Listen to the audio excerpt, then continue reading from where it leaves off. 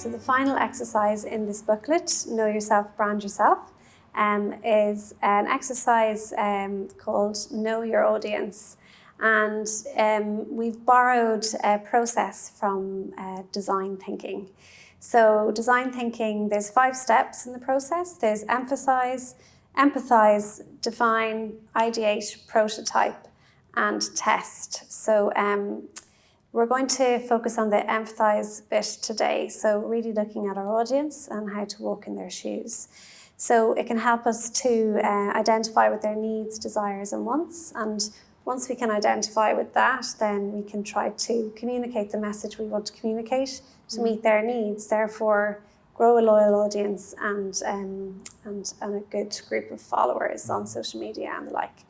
So it's a nice empathy map we're going to work with here today that is borrowed from design thinking.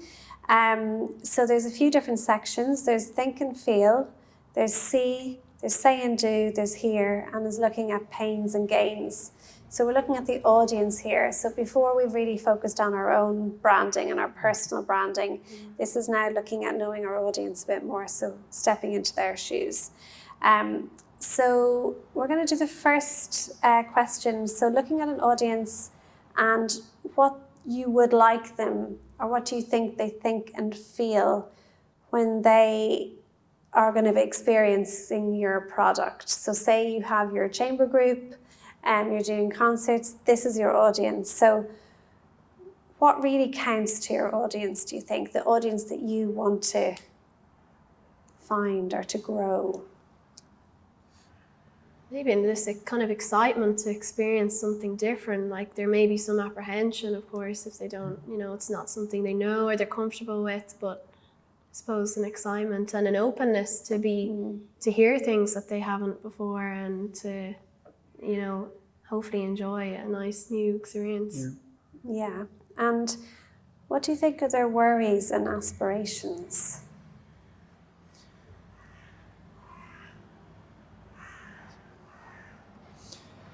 I would say, they're probably where we are kind of now. Because, if we're looking to, target people who are looking, to be open, kind of challenged by chamber, they're going to be usually on the younger side. Yeah. So I'd say, maybe they're finishing college, maybe they're just starting, they have exams, they have assignments, essays. Yeah. Not fun stuff, Yeah. So, yeah, I'd say that would kind of be the word. Preoccupations, I'd say at the minute, trying to find a stable job, trying to find housing, Yeah, financial aspect is there as well. And would you say that's their major preoccupations as well? Housing, finances, jobs? Yeah, time as well, yeah. Things we need to consider when putting on concerts. Yeah. Yeah, can they get home afterwards? Is there the bus gone?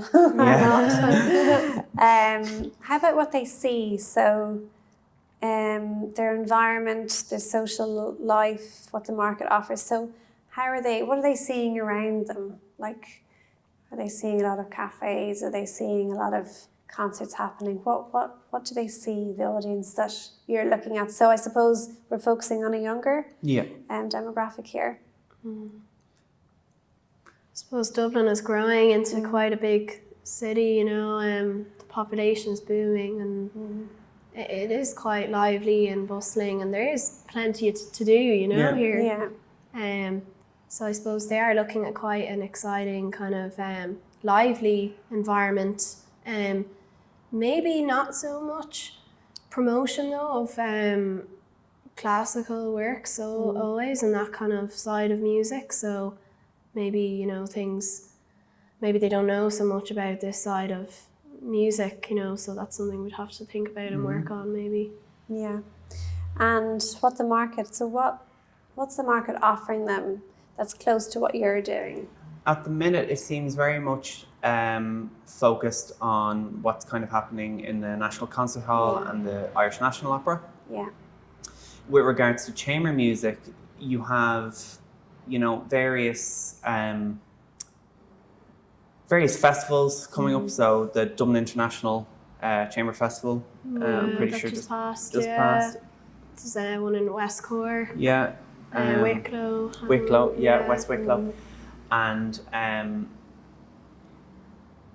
so they're all kind of, they seem to be very kind of, pop up kind of, here's a festival, goes away, or it happens in the National Concert Hall. There's not so much, performance in every Sunday, chamber or music even afternoon or something, or even offbeat, kind of peculiar places. Like maybe a cafe or something, having a regular kind of concert on. It doesn't always have to be, this concert hall setting, something different, a restaurant maybe.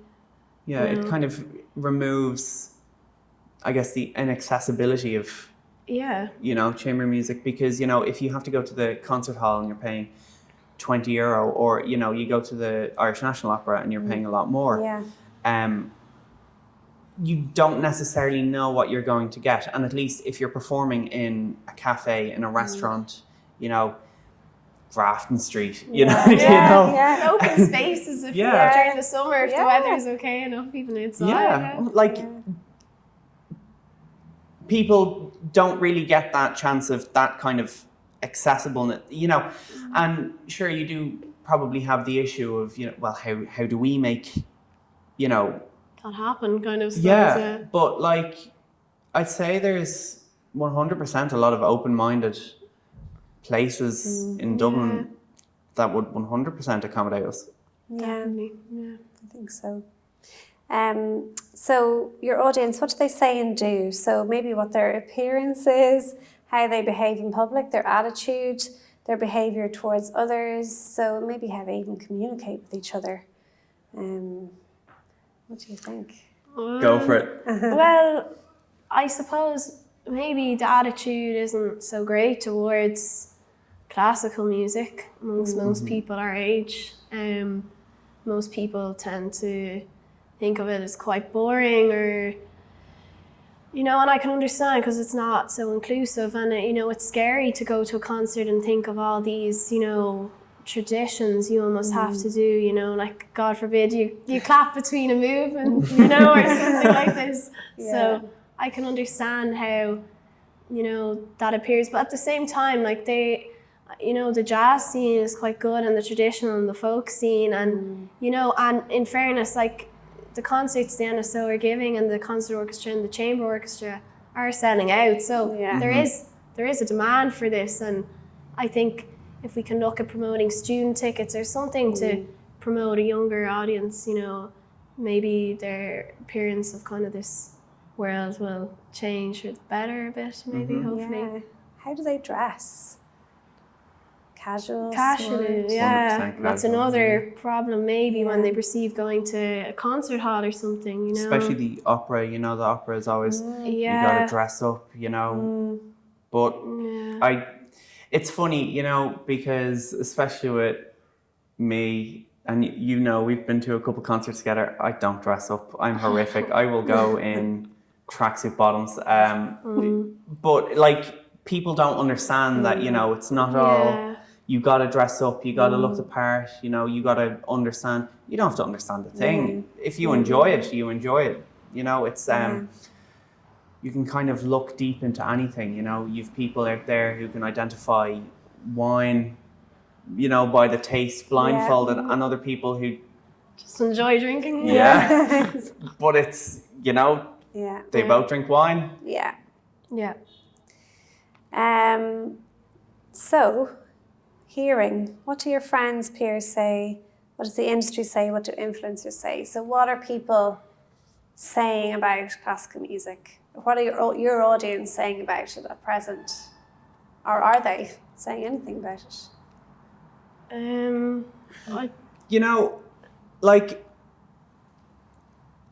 Okay, so first of all, you have the stuffy, pretentious, inaccessible.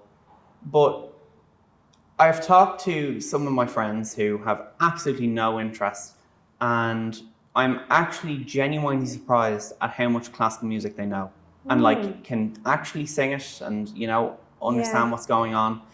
But it's just you know, with like pop music and, you know, the top 40s, the reason why people are so, can enjoy it is not only is it on all the time, but it's extremely accessible. Yeah. You know, you've Spotify, you have the radio, you have loads of different avenues to access it.